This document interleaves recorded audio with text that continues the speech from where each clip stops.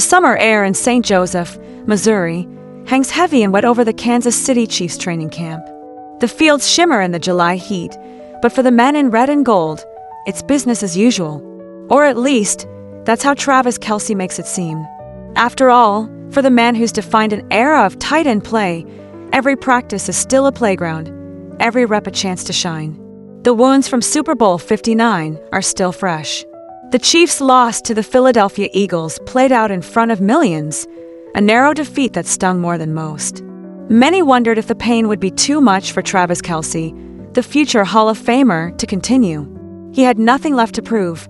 10 Pro Bowl selections, 3 Super Bowl rings. Record after record toppled.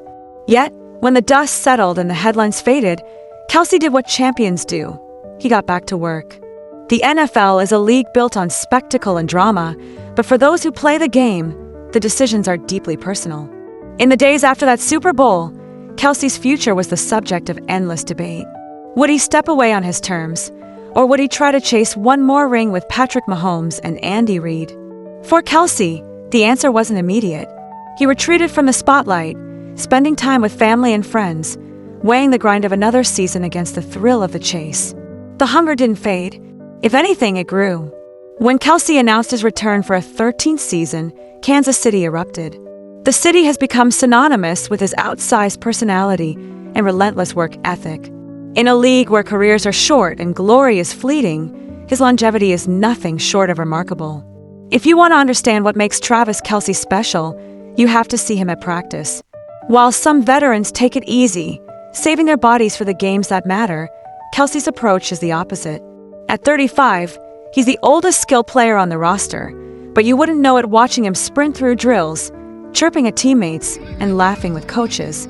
Andy Reid, the architect of his Chiefs dynasty, is quick to point out Kelce's impact. During a break in practice, Reid told CBS Sports, "Trav comes out here, he's the oldest one. He didn't miss a rep yesterday. It was hot, and he came out and refused to come out. He just wanted to keep rolling." Reid's admiration is obvious. For him, Kelce's presence sets the tone for the entire team. Young players see the veteran grinding in the heat, refusing to rest, and it sends a message: greatness is earned, not given. Rumors swirled in the offseason that Kelce had dropped 25 pounds in a bid to recapture the speed and agility of his youth. While reports of such a dramatic transformation were exaggerated, there's no doubt he showed up to camp leaner and sharper than ever. The former Cincinnati Bearcat has always prided himself on adaptability, and this year is no exception. He came back in great shape, and all the guys see that, Reid said. They get excited about that. You're looking at him and you're going, listen, if this guy can do it at 80 years old, we should be able to do it, right? Kelce's ability to evolve has kept him ahead of the curve. His vision and route running are as dangerous as ever, but it's his commitment to conditioning that's kept him at the top of his game. Even as younger, faster defenders enter the league every year. Of course, Kelce's story can't be told without mentioning his quarterback. The symbiotic relationship between Kelce and Patrick Mahomes is the stuff of legend. It's not just the no-look passes and miracle plays on third down. It's the trust that's been built over countless hours on and off the field. In interviews, Mahomes is effusive about Kelce's impact. He's not just a safety valve, he's a weapon. When things break down, I know where he's going to be. He knows where I want to go with the ball, and we just have that connection. The two are often the last to leave the practice field, working through subtle adjustments and talking through plays.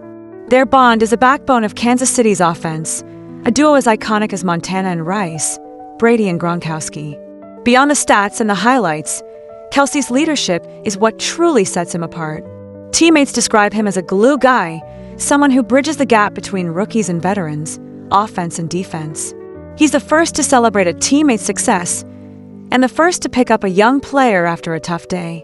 The 2025 roster is a mix of battle-hardened veterans and hungry newcomers. For many, sharing a huddle with Kelce is a masterclass in professionalism and joy.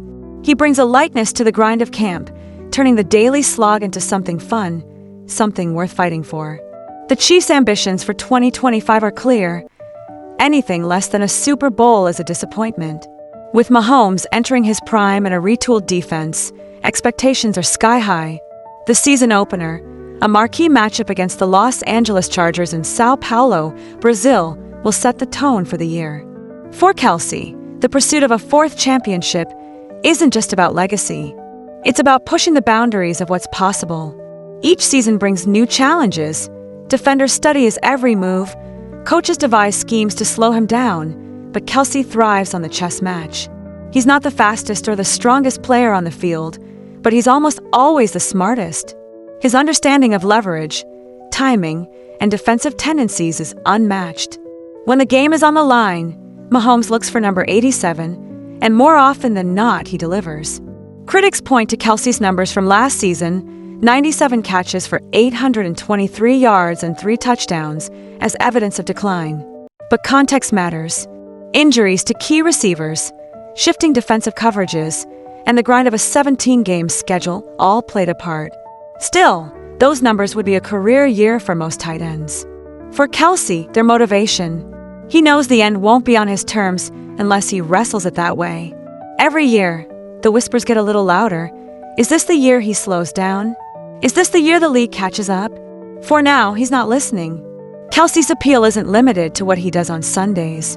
Off the field, he's a brand unto himself, a podcast host, an entrepreneur, a style icon. He's as comfortable on the red carpet as he is in the end zone. His charisma and authenticity have made him one of the NFL's most marketable stars. He's used his platform to give back to Kansas City and beyond, supporting everything from youth football programs to mental health initiatives. For fans, he represents the best of what the modern athlete can be: talented, relatable, and generous. As the 2025 season approaches, one question looms: how much longer can Kelce keep going? The answer, it seems, is as long as he wants. His passion for the game is undiminished, his body still willing, his mind as sharp as ever. Andy Reid put it best: if this guy can do it at 80 years old, we should be able to do it, right? Kelce's journey is a testament to resilience, reinvention, and relentless joy. Whether this year ends with another Super Bowl parade down Grand Boulevard or not, his legacy is secure. But don't bet against him making a little more history before he's done.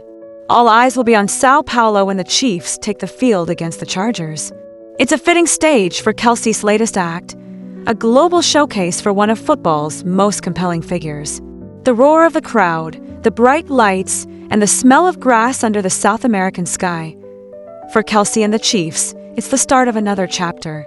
And as long as number 87 is in the huddle, Chiefs Kingdom will believe anything is possible. As the season unfolds, one thing is certain: Travis Kelce isn't finished. Not by a long shot. And for anyone who loves the game, that's the best news of all. Stay tuned. The story is just getting started.